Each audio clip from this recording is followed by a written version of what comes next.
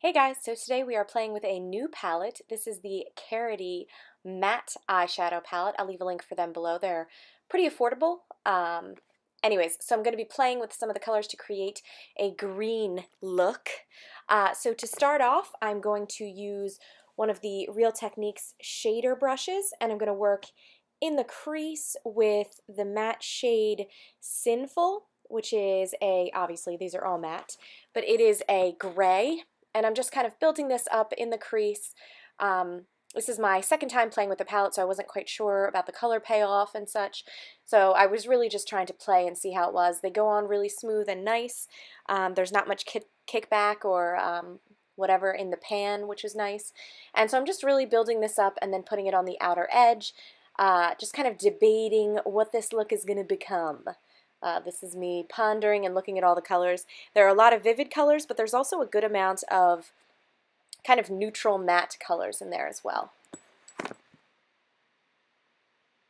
Okay, so now I'm going in with a warmer color. This is Nimbus. It is a matte brown, and I'm just kind of blending this above Sinful and just making these my neutral transition shades in my crease. And as we know, I like to go quite high because I have all that space and might as well use it. And I know I'm going to do some sort of green color, but I'm not entirely sure what it's going to be yet. So I just want to build up that transition shade in the crease and just kind of go from there. So just adding a little bit more of that pigment, putting it on the outer edge, and then continuing in the crease and above. And I'm satisfied with that, so we're going to do the other eye. And then now, as usual, we're going to take some of that onto the lower lash line. So that is the color Nimbus on the outer edge, and then Sinful all the way across. So just sort of blending those, trying to keep the most pigment on the outer edges of the eye, and trying to match the intensity with the top lash line. I just find that that tends to look better in general and make my eyes look a little bit bigger.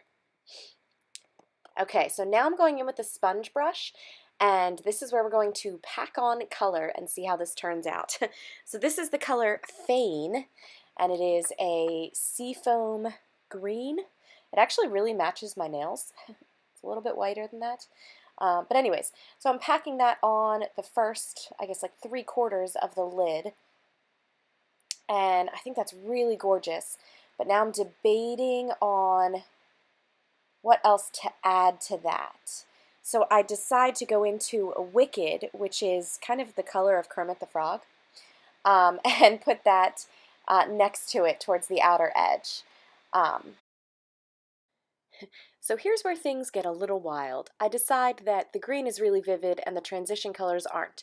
So I'm going to go into Medusa, which is a darker, sort of like forest green, in the angled brush, and really start blending this and going over the other transition colors. And then I decide to put this as well on the lower lash line. And I like that this is a little bit more neutral so that it matches, and it's a good transition shade, but it also, and then I poke myself in the eye because why not? And I feel like this goes better and sort of transitions it a little bit better. So then I go back in to pack on some more of Wicked and some more of Feign, because I feel like in the process of blending and putting that darker Medusa color on, I might have lost some of the intensity on those lighter colors. So I'm just packing them back on, and this is them just on a sponge brush. So I did not use any type of like setting powder or anything like that because I really just wanted to see how they performed on their own dry. And I really do like the color payoff.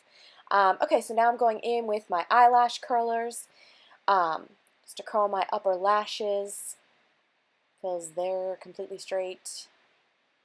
And then I realized I should add some eyeliner. So I decided to go in. I don't use this a lot, but I really do like it. It's the NYX retractable eyeliner. It's a waterproof one, and it's just in the color gray. And it's really pretty. So I line the upper lash line and then like 3/4 of the lower lash line with this, and then I go in with my Lash Sensational Maybelline Mascara. 2 coats on the upper lash line is my usual plan of action. And again, I need to start trying false lashes, but they're just not like an everyday wearable thing for me yet. So I just haven't integrated them. So if you have a secret for that, you should totally let me know. So now I'm going in with one of the Wet n Wild pink pearlescent blushes. So trying not to go too close to my nose. That's one of the blush and bronzer mistakes that I have made previously. I feel like it's more flattering to keep it back a little bit more. And it does have a bit of a sheen to it, but it's not too bad. And then the Maybelline Color Sensational in Nude Whisper is a great lip liner.